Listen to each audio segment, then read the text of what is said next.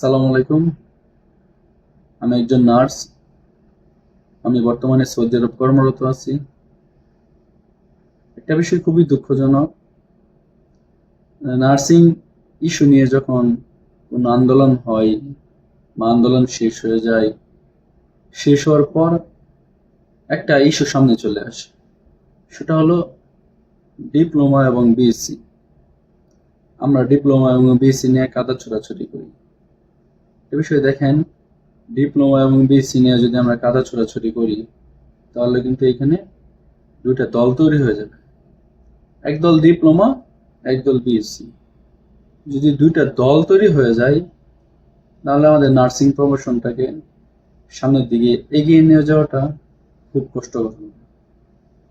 সকলকেই অনুরোধ করব, আপনারা এই ধরনের কোনো দল তৈরি না করে, কোনো কুন্দল সৃষ্টি না করে, সবাই একত্রে সংঘবদ্ধ হয়ে নার্সিং প্রফেশনটাকে কিভাবে সামনের দিকে এগিয়ে নেওয়া যায় এই সিদ্ধান্তে আসেন। আমরা নিজেরা যে নিজেদের প্রফেশনকে ক্ষতি করি, তাহলে কিন্তু এটা আমাদের কারোর জন্যই ভালো হবে না, সবারই হচ্ছে ক্ষতি হবে। এখন এই ক্ষতি থেকে দাঁড়াইতে গেলে আমাদের সবাইকে সংঘবদ্ধ হয়ে কাজ করতে হবে, একে অপরের সহযোগী ভেবে কাজ করতে হবে। আমরা যদি প্রতিদ্বন্দ্বী ভাবি, তাহলে কিন্তু আমাদের প্রফেশনটাকে সামনের দিকে এগিয়ে নেওয়া যাবে না। এই জন্য সবাইকে অনুরোধ করব, সবাই একতাবদ্ধ হয়ে একটি সুন্দর নার্সিং সমাজ, নার্সিং জাতি গঠনে ঐক্যবদ্ধ হন। আমরা হচ্ছে যে এক যুগ পিছনে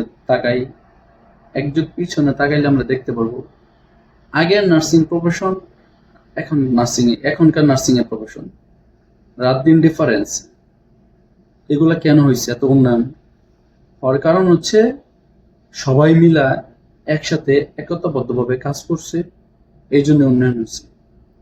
কিন্তু আমরা যদি একতাবদ্ধ হয়ে কাজ না করি, তাহলে কিন্তু এই উন্নয়নগুলো সম্ভব না।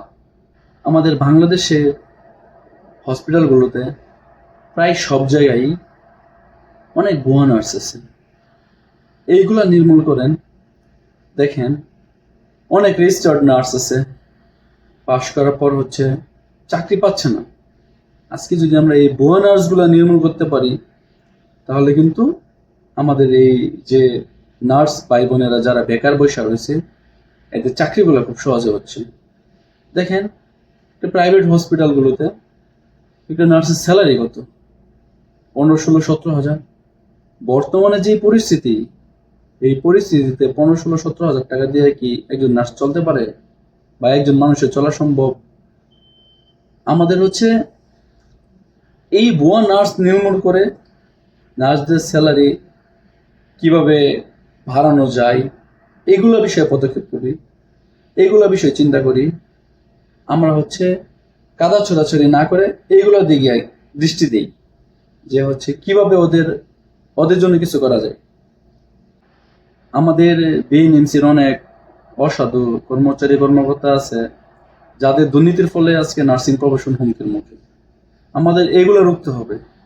আমাদের দেখতে হবে এক মাকসুরা গেছে, যেন ওই চেয়ারে আর কোনো মাকসুরা নূর না আসতে পারে। এই বিষয়ে হচ্ছে আমাদের দৃষ্টি রাখতে হবে এবং নার্সিং প্রফেশনটাকে দুর্নীতিমুক্ত নার্সিং প্রফেশন করতে হবে। সবাইকে ঐক্যবদ্ধ হিসেবে কাজ করতে হবে। আমরা যদি ঐক্যবদ্ধ যদি না হই, তাহলে কিন্তু আমাদের নার্সিং প্রফেশনটা ধ্বংসের মুখে চলে যাবে। ধ্বংসের মুখ থেকে ফেরাতে হলে অবশ্যই আমাদের এই ঐক্যবদ্ধতা খুবই গুরুত্বপূর্ণ এবং আমাদের এখানে দলমত নির্বিশেষে কাজ করতে হবে।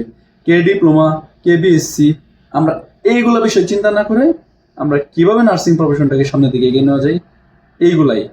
এখন বিষয় হচ্ছে, আমরা এই বিষয়গুলো না করে আমরা কাদা ছোড়াছড়ি করি। সবার কাছে আমার একটাই অনুরোধ, যারা নার্সিং স্টুডেন্ট আছো, যারা স্টাফ আছে, বড় ভাইয়েরা আছে, বড় বোনেরা আছে, সবার কাছে আমার একটা অনুরোধ, আপনারা সবাই কাদা ছোড়াছড়ি না করে নার্সিং প্রফেশনটাকে কিভাবে আরো উন্নয়নমুখী করা যায়, এইগুলো বিষয়ে চিন্তা করেন। সবাইকে ধন্যবাদ, ভালো থাকবেন।